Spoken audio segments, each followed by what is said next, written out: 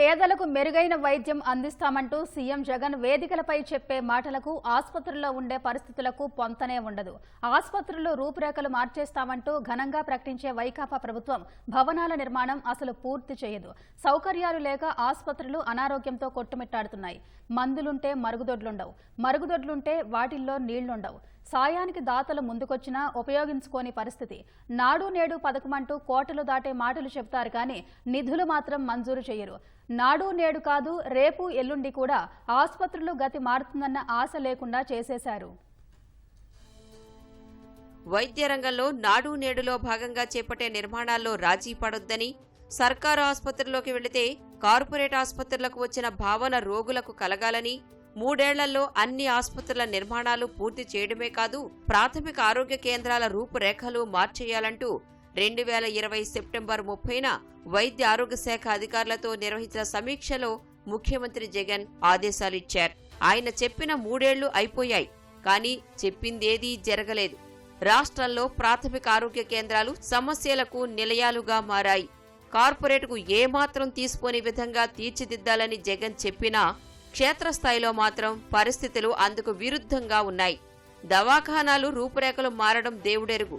వైద్యం కోసం వెళ్లే వారికి ఆసుపత్రుల్లో తాగునీరు, కాలకృత్యాలు తీర్చుకునేందుకు మరుగుదొడ్లు వంటి కనీస సౌకర్యాలు కరువయ్యాయి. నాడు నేడు కింద చేపట్టిన పనులు 3 ఏళ్లు దాటినా ఇంకా పూర్తి కాలేదు.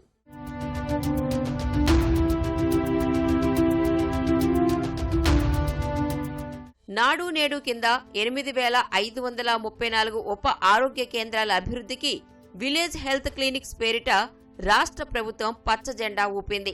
సంబంధిత పనుల కోసం విడతల వారీగా 708 కోట్లు కేటాయించింది. నిధులు విడుదలై 2-3 ఏళ్లు గడుస్తున్నా పనులు మాత్రం నత్తనడకన సాగుతున్నాయి. 150 ప్రాథమిక ఆరోగ్య కేంద్రాల భవన నిర్మాణాలను చేపట్టగా వీటిలో ఇప్పటి వరకు అధికారిక సమాచారం ప్రకారం 95 మాత్రమే పూర్తయ్యాయి. మిగతా వాటిలో పనులన్నీ దాదాపు పడకేశాయి. మొత్తం 454 కోట్ల విలువైన పనులు పూర్తి కాగా ప్రభుత్వం ఇప్పటి వరకు 250 కోట్లే విడుదల చేసింది. సుమారు 75 ప్రాంతీయ సామాజిక ఆసుపత్రుల నిర్మాణాల విషయంలో అడుగులు ముందుకు పడటం లేదు. ఉమ్మడి తూర్పుగోదావరి జిల్లాలో 12, శ్రీకాకుళం జిల్లాలో 8, విజయనగరం జిల్లాలో 7, పశ్చిమ గోదావరి జిల్లాలో 7 చొప్పున ఆసుపత్రుల్లో నిర్మాణాలు ఇంకా సాగుతూనే ఉన్నాయి. ఆసుపత్రుల నిర్మాణాలు పూర్తయినట్లు అధికారులు చెబుతున్నా క్షేత్రస్థాయిలో రకరకాల సమస్యలు ఉన్నాయి. దాంతో ఆసుపత్రుల సూపరింటెండెంట్లకు వాటి అప్పగింత జరగలేదు. నిర్మాణాలు ముందుకు సాగకపోవడానికి గుత్తేదారులకు బిల్లుల చెల్లింపులో జాప్యాన్ని ఒక కారణంగా చెప్పాలి. కొన్ని చోట్ల స్థల సమస్యలు, కేటాయింపుల్లో మారిన నిర్ణయం, ఇతరత్రా కారణాల వల్ల ఉప ప్రాథమిక ఆరోగ్య కేంద్రాల నిర్మాణాల పనులు తాబేలు నడకతో పోటీ పడుతున్నాయి. నాడు నేడు కింద గతేడాది వైద్య విధాన పరిషత్ ఆధ్వర్యంలో నడిచే ఆసుపత్రుల నిర్మాణాల తీరు పట్ల ప్రిన్సిపల్ అకౌంటెంట్ జనరల్ కార్యాలయ బృందాలు తీవ్ర అసంతృప్తి వ్యక్తం చేశాయి. శ్రీకాకుళం నుంచి అనంతపురం జిల్లా వరకు గమనించిన ఆసుపత్రుల్లో నిర్మాణాల్లో 15% కన్నా తక్కువే పూర్తయినట్లు వారు పేర్కొన్నారు. వీటి ద్వారా రోగులకు అందే సేవలు అంతంత మాత్రంగానే ఉన్నాయి.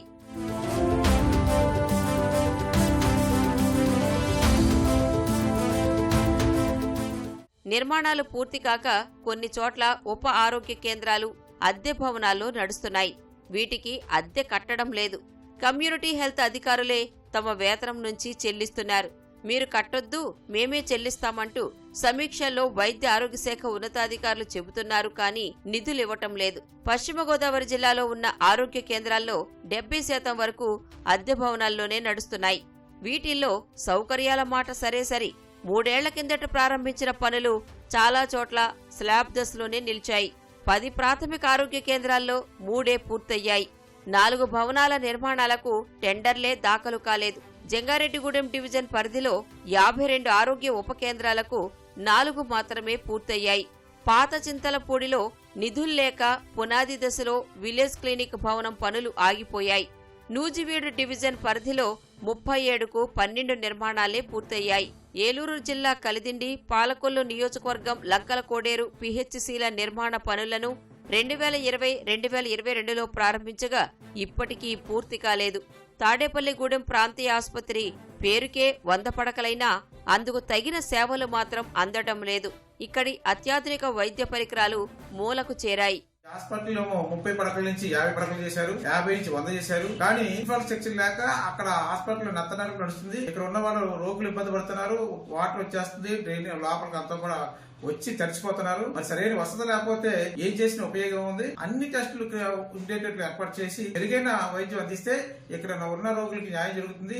ఈ పరిసర ప్రాంతం అభివృద్ధి చెందినట్టు ఉంటుందని కోరుకుంటున్నారు. వైద్య సౌకర్యాలు సరిగ్గా అందక ప్రజలు నానా అవసరపడుతున్నారు.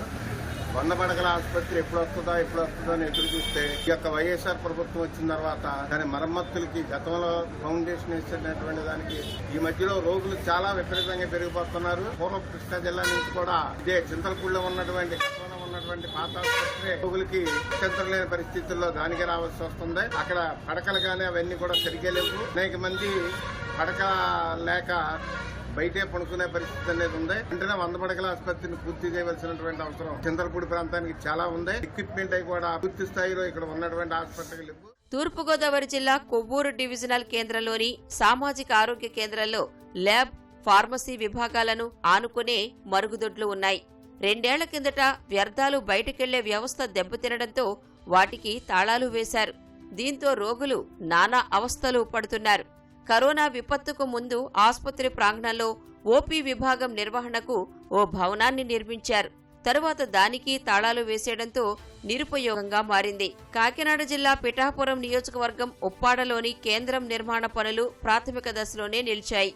చిత్తూరు జిల్లా పొంగనూరు మండలం ముడిపాపనపల్లె పిహెచ్సి 24 గంటల వైద్యశాలగా ప్రభుత్వం ప్రకటించింది. తాగునీటి వాటర్ ఫిల్టర్ మరమ్మతులకు గురైంది. రోగులకు నీరు దొరకదు. అదనంగా నిర్మించిన మరుగుదొడ్డిలో ఏ సౌకర్యమూ కల్పించలేదు. మందులను భద్రపరిచేందుకు ప్రత్యేకంగా గది లేకపోవడంతో వేర్వేరు చోట్ల సర్దుతున్నారు. కాన్పు కోసం తగిన వసతులు లేవు. వైఎస్ఆర్ జిల్లా ఒంటిమిట్ట మండలం మంటపంపల్లెలో కొత్తగా 2వ ప్రాథమిక ఆరోగ్య కేంద్రాన్ని ఏర్పాటు చేయాలని రాష్ట్ర ప్రభుత్వం 2 ఏళ్ల కిందట నిర్ణయించింది. దీనికి ఎకరా స్థలం ఇచ్చేందుకు స్థానిక పారిశ్రామికవేత్త ముందుకొచ్చినా అధికారులు చొరవ చూపలేదు.